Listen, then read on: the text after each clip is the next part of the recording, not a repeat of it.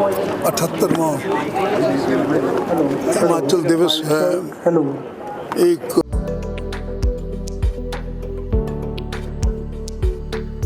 मिट्टी से सोना उगाते मेहनतकश किसानों के जीवन में समृद्धि लाएगा हिमाचल प्रदेश का वर्ष 2025-26 का बजट। सुदृढ़ ग्रामीण अर्थव्यवस्था के संकल्प को मुख्यमंत्री ठाकुर सुखविंदर सिंह सुक्खू दृढ़ प्रयासों से कर रहे साकार। प्राकृतिक खेती से उगाई मक्की और गेहूं पर समर्थन मूल्य देने वाला हिमाचल देश का पहला राज्य। पिछले बजट में प्राकृतिक खेती से उगाई गई मक्की के न्यूनतम समर्थन मूल्य को 30 रुपए प्रति किलोग्राम तथा गेहूं के न्यूनतम समर्थन मूल्य को 40 रुपए प्रति किलोग्राम किया। वर्तमान बजट में मक्की के न्यूनतम समर्थन मूल्य को बढ़ाकर 40 रुपए प्रति किलोग्राम तथा गेहूं के न्यूनतम समर्थन मूल्य को 60 रुपए प्रति किलोग्राम किया गया।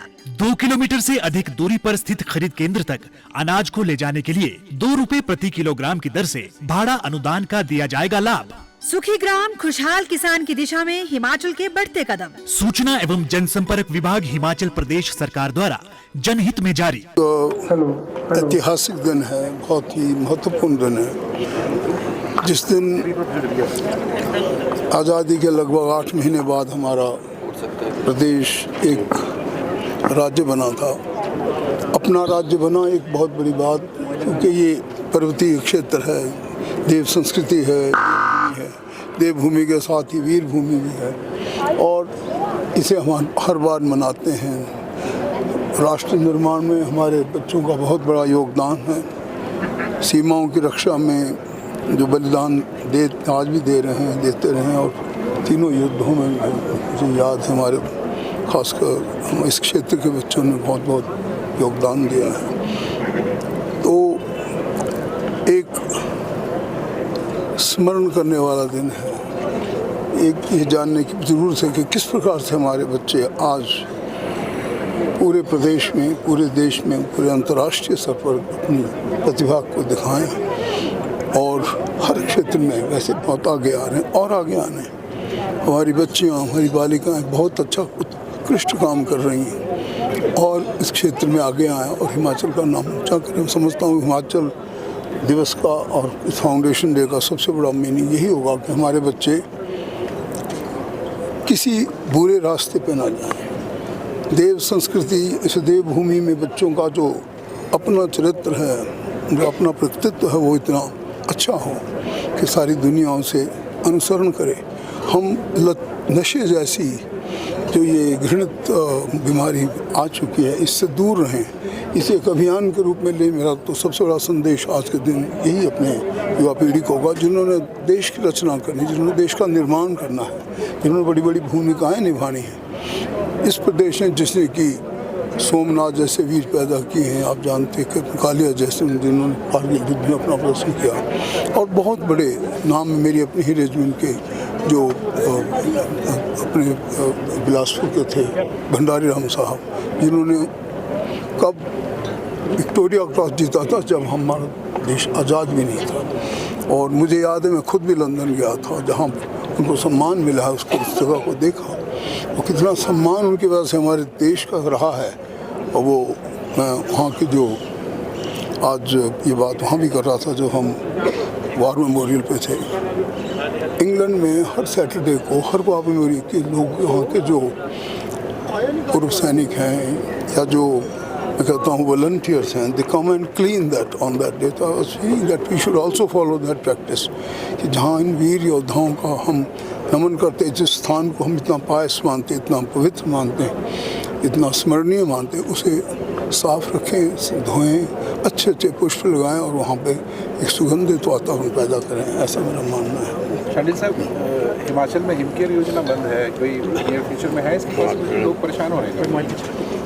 मैं समझता हूँ कि मैंने स्वयं भी पता किया, प्रिंसिपल साहब से बात की कि कौन सी जगह का एक आधी इलाका कहीं का आया, एक आधी कोई टेक्निकल हिच हुई थी, उसकी वजह भी मैंने पता कर लिया। हिमकेयर योजना कोई बंद नहीं की है, हिमकेयर योजना पूरे उसी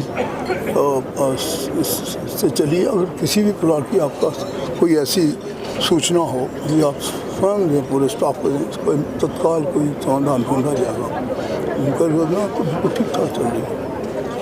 सर, हॉस्पिटल में पर्ची बनाने के भी पैसे लगेंगे, उसको लेके क्या कहना चाहिए आप? वैसे तो ये कैबिनेट के स्तर पे कोई ऐसा फैसला तो नहीं लिया है ये बात कुछ एक जो हमारी रोगी कल्याण समिति के सदस्य हैं, जो पुराने सॉर्ट ऑफ एक्सपीरियंस भी होते, वो कह रहे थे कि अगर हम इस पे, तो उनका आपकी सोच है। हमने कहा अभी तक ये फैसला आएगा तो अब जब कैबिनेट में आएगा तो कैबिनेट पर विचार करिए। दमों तो कोई पैसे नहीं ले जाने, कहीं मैंने तो देखा नहीं। सर, जिला का दूसरा बड़ा स्वास्थ्य संस्थान धर्मशाला जनरल हॉस्पिटल जो है दिन प्रतिदिन बदतर स्थिति में पहुंच चुका है और स्वास्थ्य सुविधाएं यहां पर लोगों को नहीं मिल पा रही है। स्पेशलिस्ट डॉक्टरों की कमी है, अन्य पद रिक्त चल रहे हैं। कब तक सरकार इसको भरेगी और कब तक लोगों को यहाँ राहत मिलेगी? ये बहुत महत्वपूर्ण विषय है जो आपने उठाया है। इसकी ओर मेरा पर्टिकुलर ध्यान पिछले लगभग 2 साल और 4 महीनों में इसी तरफ रहा है। देखिए, हमारे पास सचमुच में डॉक्टर्स की कमियों के कारण भी बहुत से हैं। मैं आपको बता दूं, पहली बात कि डॉक्टर्स सचमुच ट्रेन तो बड़े हैं, परंतु उनके लिए हमारे पास उम्र भरने का प्रावधान नहीं रहा है, जो लगभग कुछ एक वर्षों से रहा है। ये आलम मैं फेस कर रहा हूँ और आप हैरान होंगे कि अगले 1 या 1.5 महीने में लगभग अगर आपका यहीं का नहीं, सब जगह ये जो 200 डॉक्टर जिन्होंने अपनी रिटर्न परीक्षा दे दी है और हम आजकल ही इन्हीं दिनों में इसको भर रहे हैं। जहाँ जहाँ भी कमी जो ड्रास्टिक से नॉट ओनली आपकी बल्कि जो प्राइमरी हेल्थ सेंटर है वहाँ पे भी बहुत जगह कमी है। ये कमी पूरी कर दी जाएगी और आप देखेंगे अबाउट ए मंथ और so, give me about month and half, आपकी कमी ठीक हो जाएगी। सारा मेडिकल स्टाफ, पैरामेडिक्स भी पूरे होंगे, नर्सिंग स्टाफ की कमी भी पूरी होगी। इसी काम में रात दिन लगे हुए हैं, अवश्य पूरी होगी। सर, ट्रेजरी काफ़ी समय से बंद है, कई विभागों की पेमेंटें फंसी हुई हैं सर। नहीं, ऐसा तो नहीं है। 31 मार्च तक कुछ एक किसी कारणों से ट्रेजरी के भुगतान में प्रॉब्लम आई थी। अगर कोई जो आपके पास विशेष ऐसा कोई पर्टिकुलर वाक़या हो जिसमें किसी की इम्पोर्टेंट पेमेंट रुकी हो तो आप बताएं। ट्रेजरी को निर्देश दिए जा चुके हैं कि वो किसी भी प्रकार के खासकर स्वास्थ्य सेवा या कोई भी और जो इम्पोर्टेंट और इमरजेंट बिल्स हैं वो क्लियर करेंगे। अगर कोई ऐसे पर्टिकुलर आपके ध्यान में आप भेज सकते हैं स्टाफ को।